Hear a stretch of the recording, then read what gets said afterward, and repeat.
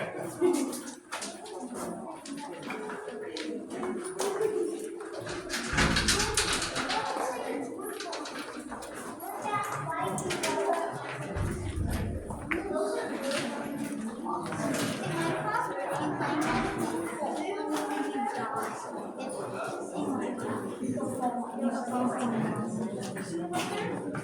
you break them, you die. In my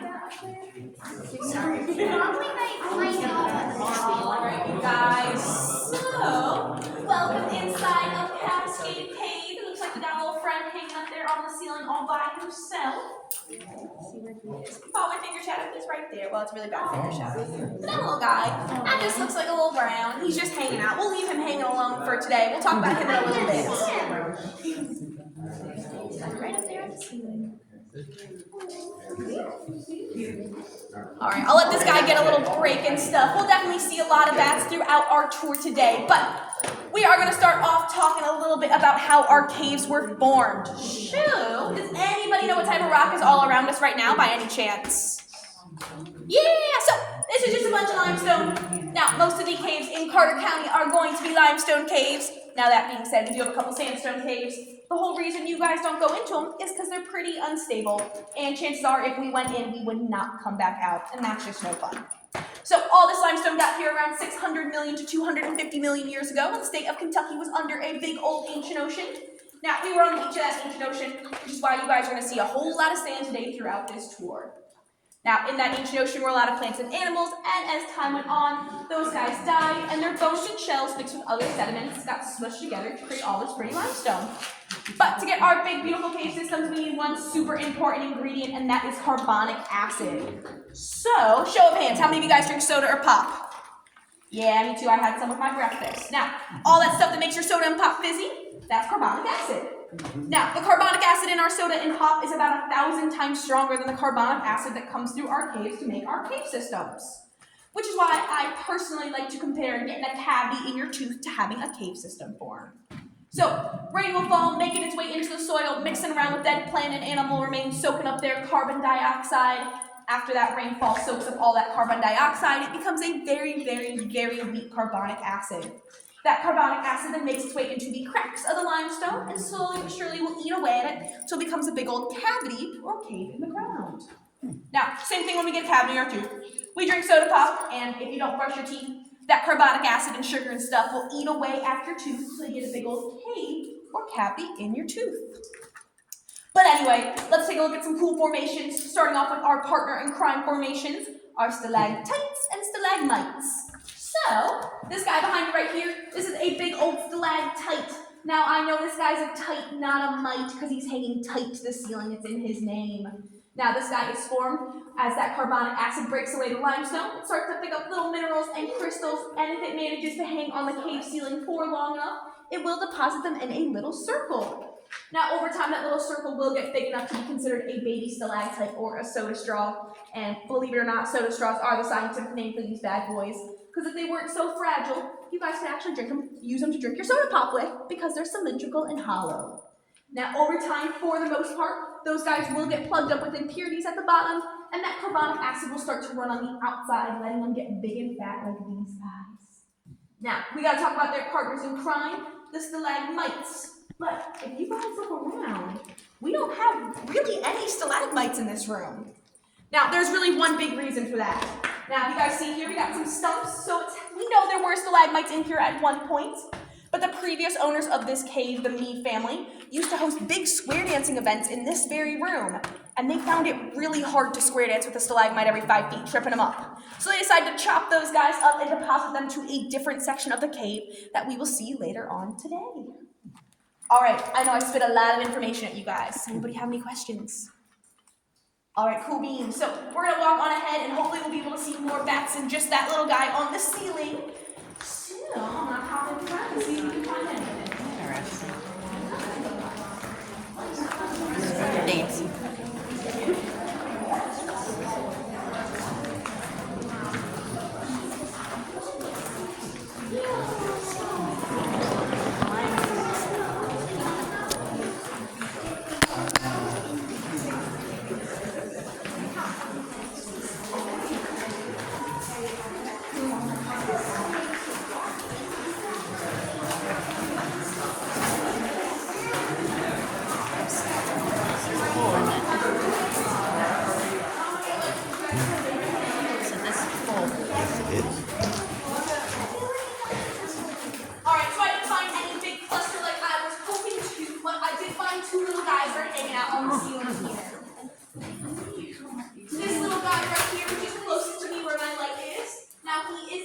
brown, and I know that because of his size and color. Now, we got 4 species of bats in Carter Caves. We got our endangered Indianas. Those are the easiest to spot because our Indiana bats are our only social bat species, which means if you ever see a bunch of bats cuddled all together, those are going to be Indiana bats because, again, our Indiana bats are the only bat species that like to cuddle with their friends in Carter Caves. Now, our other 3 bat species are our big browns and our little browns. We can see our little brown right here on the ceiling, and we also have our tricolors. Now, all the bat species in Carter Caves are micro-species, which means the size you see is the size they're going to come. Even our big browns, we like to say those guys are chicken tender size, while the rest are chicken nugget size. So they're very, very small. Now, the whole reason these guys are so small is because they are insectivores. Now, all that means is all they do is eat bugs. If you guys only ate bugs, you'd probably be pretty small too. Now, this guy here on the ceiling, while he might only eat bugs, he can eat up to 3,000 to 4,000 mosquitoes in one night all by himself, which is really, really impressive. All right, before we go on ahead, yeah? How do they get in and out of here? So they either go through our little door hole there, so we have a little hole in our door. One reason is so I can throw my lock through it, and the second reason is so our bats can get out. Also, we're coming up on a really, really big exit of the cave, and they'll typically go out that exit. Now, before we move on, show of hands, who knows what white nose disease is? All right, cool. So, white nose, that is a fungus that grows in our cave systems. Now, it doesn't affect you guys or your pets, so don't worry about that. But it does affect these little guys on the ceiling. Now, in 2013, we lost 95% of our bat population due to this disease here in Carter County. We are in recovery, but bats only have 1 young per year, so it is estimated to take us around 100 to 150 years to completely recover from that loss in 2013. So, at the end of this tour, we are going to have you guys go across our white nose station. It's just that bridge-looking like thing you guys saw in the parking lot. Underneath that is a pad full of wool-like water. You guys are going to walk across that after we are finished with your tour, and it's going to clean off all the fungus from the bottoms of your shoes. Now, the whole reason we're cleaning off your shoes is not to protect these little guys on the ceiling, because unfortunately our cave has this disease, and it's not going anywhere. But luckily, it has been through a couple generations of bats since 2013. So all these little babies are being born immune now, which is good. We're washing off your shoes, so if you guys decide to go to another cave system that doesn't have this disease yet, you don't take it there and fill off their bats. Now, I have a couple people asking, why do you just do our shoes? It's not like just our shoes were in the cave, our whole bodies were in the cave. That's because I'm really hoping at some point you guys will go home and shower and put your clothes in the washing machine and get the disease off your person that way. But we, including myself, don't really think about our shoes often. So we're going to handle that part for you guys at the end of your tour. Alright, does anybody have any questions about my bat friends before I get my light off of him? Y'all know how the disease was introduced to this area in 2013? On people. So we spent a long time, us and Mammoth Caves, kind of preventing this disease. So before people came in, we disinfect them, and after they left, we disinfect them. But unfortunately, it was just a matter of time before somebody, we got a bat flying around, before somebody that did not know about this disease accidentally brought it in with them unknowingly. So it was just people like us, complete accidents, but that's kind of how it came in. Alright, any other questions? Alright, we do have a bat flying around our head. Don't worry, he's not trying to hurt any of us. He's really just trying to get away from my loud voice because I think I woke him up from his nap. Alright, let's keep on going ahead.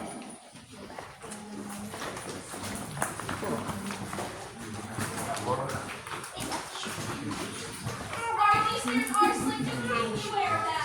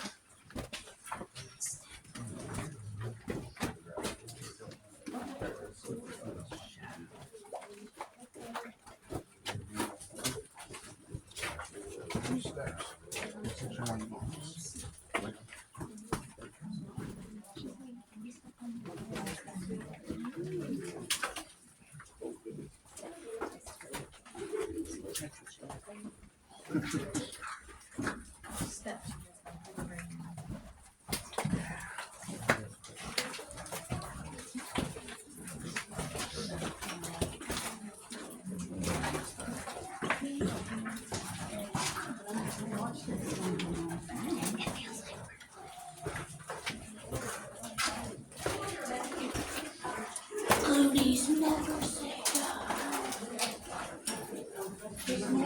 Mm-hmm. Just me. Just Goonies. Please never say that. Hey, you. That's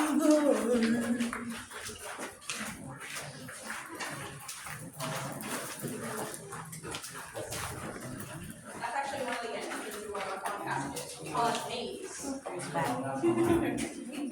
Cascade still gonna crawl. It's our intro crawl. What's cool about crawling is that you don't have to do it. That is true. I will say but I like the place. Once you get videos, you get stuck.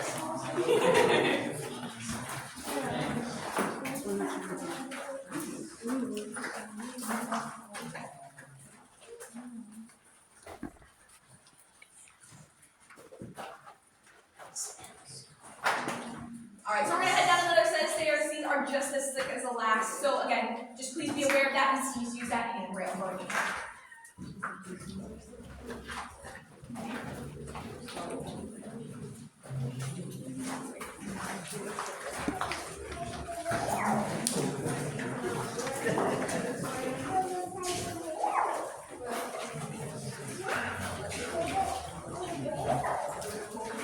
Look around.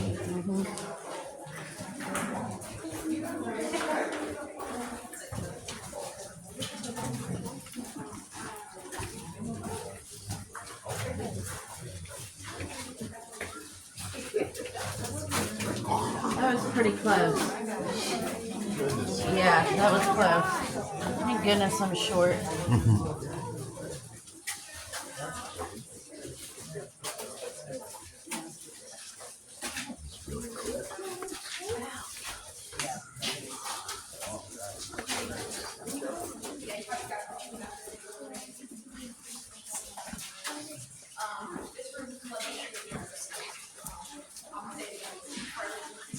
Watch your shoes on that.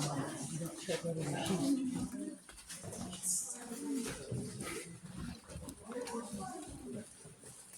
Oh, this is cool.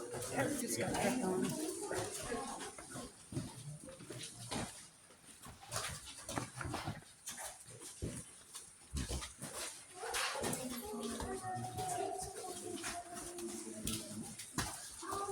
We've been in a little bit of a slow spell with school going back, so I took yeah. But the biggest that I've had here. So this isn't too bad, but I just got on my game mode spreading out.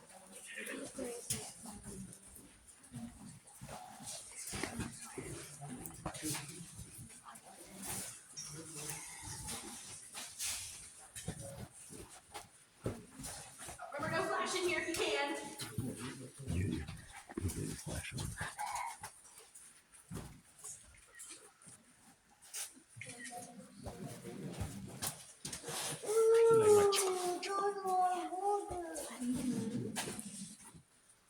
Alright guys, so welcome into our lake room. Now we do call this place the lake room due to that creek right there. Now that guy, his name is James Branch Creek, and he does run through the entirety of Cascade Cave. Now, I know it doesn't look too much like a lake right now, but I pinky promise you when it rains really, really hard outside, we see some pretty heavy flooding in here. We like to say for every inch of rain we get outside, we see about a foot of flooding inside of our cave. And personally, the highest I've ever seen it is this walkway we are standing on right now was completely underwater. So from here all the way over, which was a big chasm of water. Now, we do have 4 cool critters that live inside of our creek. We got some salamanders and newts. We got crawfish and crawdads. We got fish. And then we got the occasional snake, turtle, and frog. Now, the cool thing about those critters is sometimes they make their way into Cascade Cave and they actually get stuck in here. Now, when we people aren't in here doing tours, this cave does stay in total natural darkness. And if they stay in that total natural darkness in this cave for long enough, they'll actually start to lose their eyesight and skin pigmentation. Since you can't see in total natural darkness anyway, there's really no point of being able to see. So they'll lose their eyesight and other senses will enhance instead. Now, along with those guys, we do see a couple other critters making their way into our cave. We see the occasional raccoon, deer, and possum. But does anybody know the one animal we will never see in our caves here? Yeah, we're not going to see bears. Now, bears do like caves, but they prefer small caves with only one exit and entrance. Bears are pretty anxious creatures, and they like to be able to know what's going on in their cave and know the exit that their enemy or predator is going to be coming from. And as you guys can tell, Cascade Cave is just way too dang big. bears would never feel comfortable enough here to lay down. Plus, bears don't like people, and we got tours running through here every single day of the week. So again, bears just would not like this place. Alright, we're going to take a look at this big guy on the ceiling up here. Now, all this is a chandelier formation. All that means is this is just a bunch of stalactites branched off from the same base. Now, we call this guy the Hanging Gardens of Solomon. And does anyone have any guesses to how many stalactites are in this formation? Yeah, what's your guess? Does anyone have one? Thought I saw a hand. Anyone? No one's going to guess. 200. What did you say? 200. That's a good guess. We actually have 250 stalactites in this formation.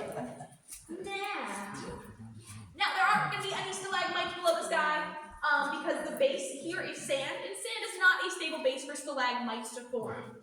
This is also the sand from that ancient ocean I was telling you guys about before. All right, does anybody have any questions? All right, cool beans. So there is a lot of you, so I'm not really going to be able to stop and talk about it as we walk by. But as we go up here to your right, there's going to be a big opening. Now we call that guy Cascade Avenue, and it is a wild section of Cascade Cave.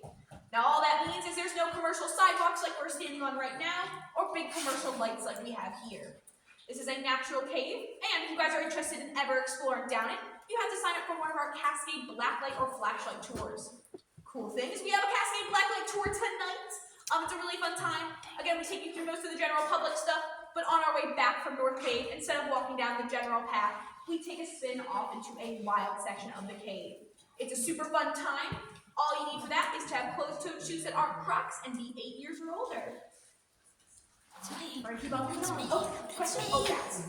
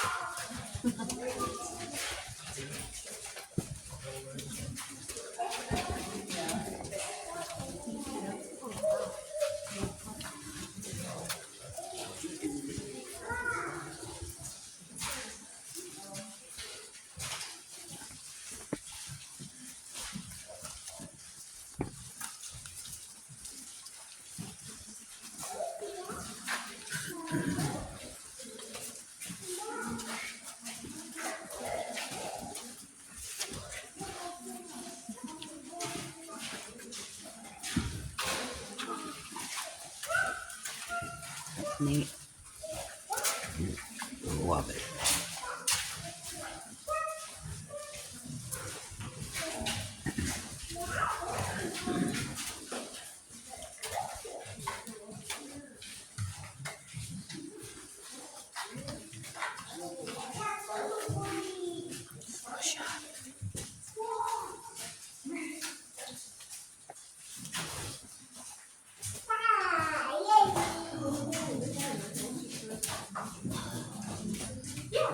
When was the cave first known and explored? So I don't know who exactly first explored it, but I know the first people who commercialized it was the Mead family, and they owned it from 1880s to 1956, I believe, when they turned over to the Commonwealth of Kentucky.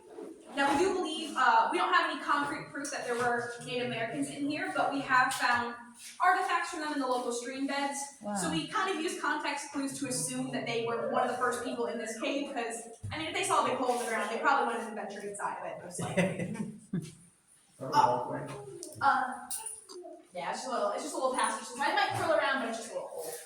All right, we are about to go out into Cascade Nature Preserve. Now, I will most likely walk pretty fast through it because I see it about 7 or 8 times every single week, but you guys should not. Enjoy it, it's very pretty out there. I do personally like to call it my little Jurassic Park moment, because I really feel like there should be a dinosaur out there waiting for me.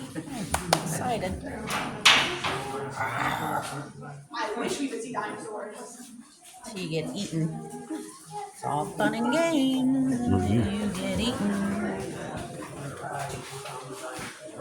Well, yeah, this was a big hole. Maybe like a cute little herbivore. person. Somebody. Not people.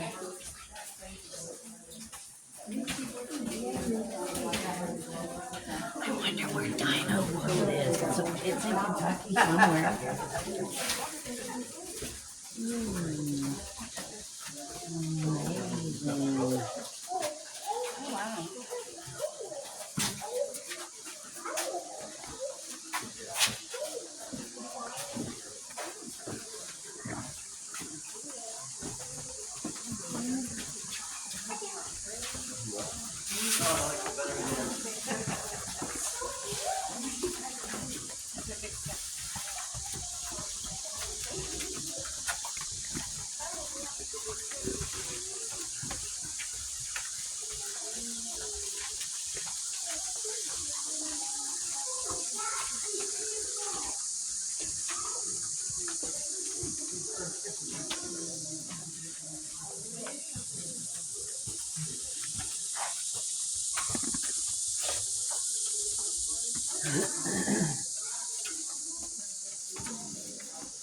Gracious.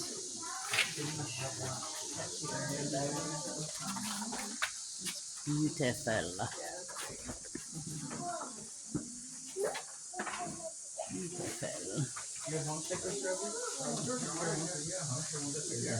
Move it, Mr. Selfie Stick. All the trees. Maybe. Wasn't flashing for me, but if you want a better one, We'll back out this direction in a little bit anyway. So you guys can get all the pictures you like. You can get take two. Also, coming back out this way, it creates like a little, I call it like a little picture frame with a rock. So it's like a really pretty view, and it always looks very nice on my cell phone. okay. I think that was probably everybody.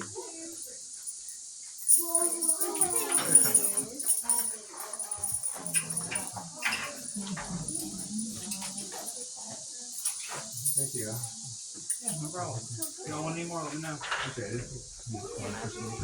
I don't care one bit too. I've got my problem right here.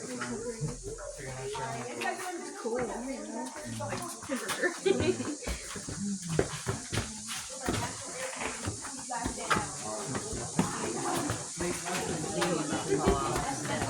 Watch.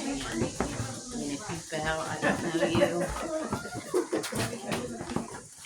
And have a fun trip to the ER by yourself, buddy. Oh, okay. Got natural air conditioning for you guys. Okay.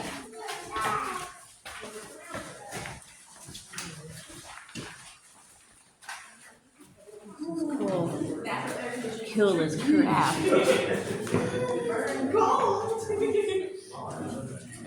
We got it supported right here. Ooh, got lightheaded for a second. Looks like head like that. Let's get pictures of the steam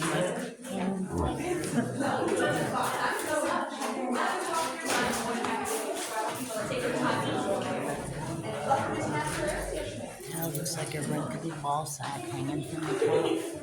Alright, I'm gonna make my way up to the front. We are gonna head into the back section of North Cave to our playground and our graveyard. Playground, graveyard. Oh, this feels so good. Smells so good. You want your sweater?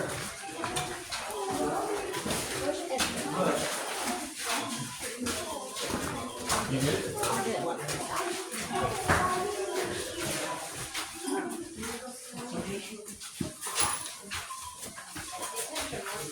Those lights are kind of blinding.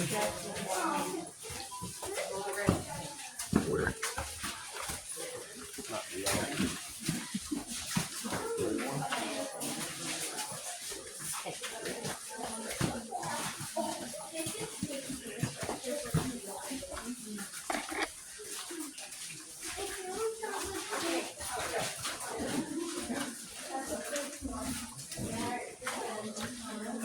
Alright, let's you guys start snaking a little bit this way. Yeah. You already started going that way, it's perfect.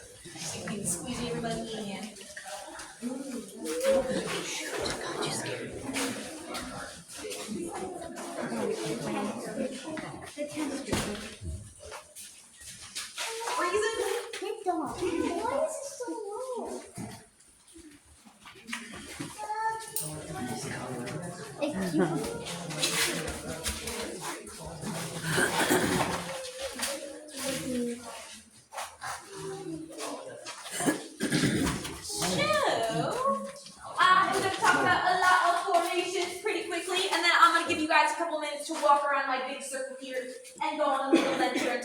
what I was talking about a little bit closer up.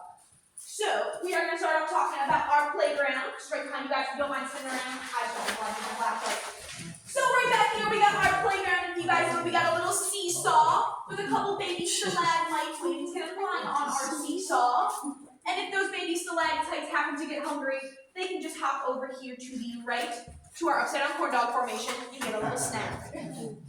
Now, our upside down corn dog formation is one of my favorite in the park, and he's also an example of a column or pillar. Now, all a column or pillar is when a stalactite and stalagmite get so big that they meet in the middle to create a whole new formation. Now, even though our upside down corn dog is cool, don't be too fooled by him. That stick part of the upside down corn dog, that's just PVC pipe covered in rock looking like stuff. I don't know why it's there, but it is, and I was going to tell people about that so you don't get confused. Also, you guys turn your attention to that little formation over there. We call that guy the chocolate fountain, because that's kind of what he looks like. And he is a real example of a column or a pillar. All right, behind me here we have our graveyard, and we call the graveyard for two big reasons. First reason, this is all these guys kind of look like grave or headstones. And the second reason is because these are the stalagmites from the ballroom. The Mead family dug them up, brought them up here, slapped some concrete down, and put these guys down to essentially die forever. Now, the whole reason I say they're dead is because they no longer have a matching height above them to drip that carbonic acid with the minerals and crystals, allowing it to grow bigger. So, technically, these guys will never ever form again.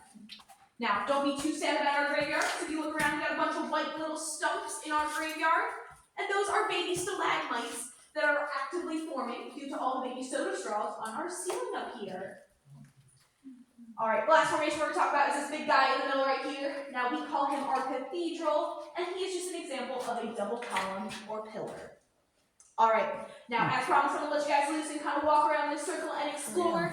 Now, in the middle right there, there is a staircase that goes up. We used to have a super cool formation up there, but he broke. So if you guys want to be utterly disappointed this Saturday afternoon, feel free to head up that set of stairs. If not, just walk around and explore, and when you guys are done, meet me back here for some total natural darkness and black light stuff. For real. See what we got. What we got. We'll meet them in the middle. What did we do?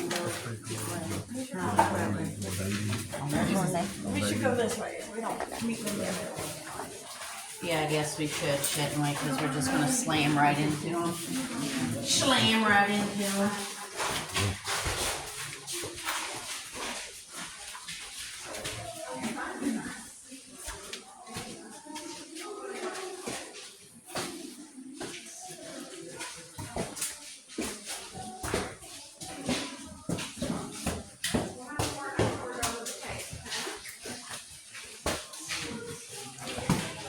Well, that's cool.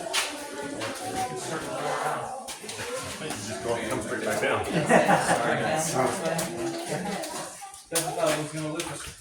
Yeah, so this is it, right? Yep, that'll be it.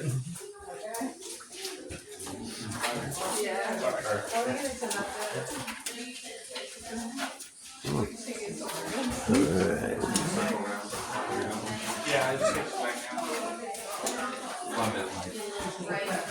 Oh yeah, we're gonna go back and then we'll go to the other way.